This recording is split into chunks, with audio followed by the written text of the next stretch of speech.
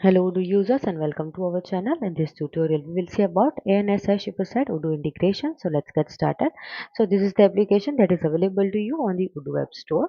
The main reason why you should use this application is to automate your entire transportation workflow using ADI communication directly in Odoo. This will cover multi-carrier load transfer, that is 204, carrier response handling, that is 990, shipment status tracking, that is 214, automating creation of the vendor bill, that is 2110, and payment processing, that is 820. So all this process will be automated and will be covering in this particular tutorial video that we will seeing in the further steps. So first of all, as the application is installed, first of all we will do the syncing of FTP servers. So here are two systems we have already synced, and I'll show you how the sync can be done. So we will go to the new.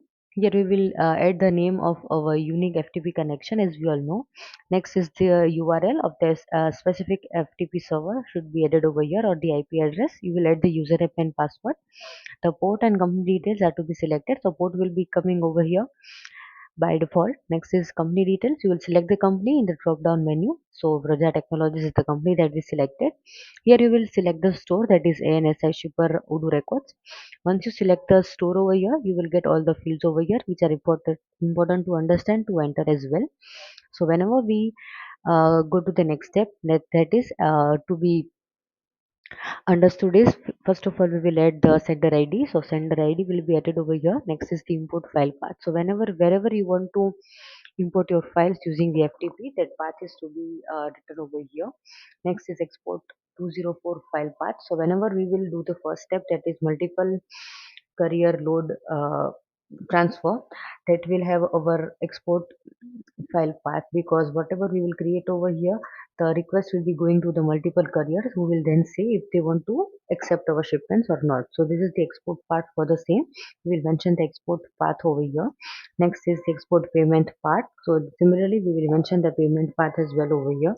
Next is your delivery carrier selection. This is the main step over here. So there are different types of delivery carriers that we have in Urdu, right? So we will select uh, delivery carrier over here, and we will go to the internal link of the same. For that I'll show you something that is already connected. So this system is already connected. We will see over here the steps. So in file path for the import is mentioned, for the export, and the payment export is also mentioned over here. Now the delivery carrier, when you select the delivery carrier, here in this particular system I've selected standard delivery as my delivery carrier. Now say suppose multiple carrier load transfer is my first step to explain you. So I will need multiple carriers, right? So for that, one system will have one carrier, the other system that is configured over here, that will have another carrier, that is the post step. So different carriers can be configured like this over here. So currently we have selected standard delivery as the carrier in this particular local system. As we go to its internal link, the delivery method is named as standard delivery. Here we will add the EDI partner from the drop down menu. So the EDI partner is added over here. Next is carrier receiver ID. So this should be a unique ID that should be used when EDI 204 load transfer file is done, and you have to mention the receiver ID over here. Here is next is SCAC code, which is a unique code. Again, you will mention that code over here as per the rules, and as you can see over here, you can see that how this code is uniquely helps you to identify the carrier in EDI. So this is the code for the same. So you will mention the code over here. So these are the details that you will mention in the delivery carrier over here. Next step is supported file format. So two files format are supported over here. First is EDI, next is text format.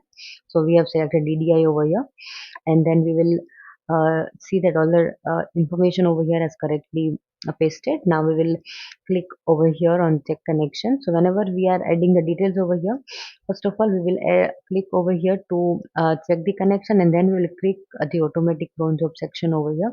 So when we click on the automatic cron job section, the crons will be created from over here. So as you go into crons over here, the crons will be created for import for 2110, 2114, and 990. All these uh, cron jobs will be created automatically under the section name, and that is how your thinking will be done. So you will have to select the multiple carrier option.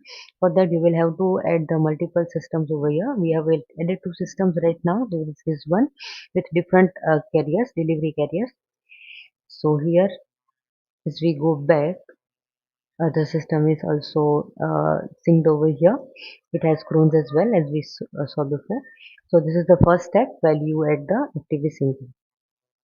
Now after the FTP syncing is done on our end, the next step is how to process the things further by creating the sale order.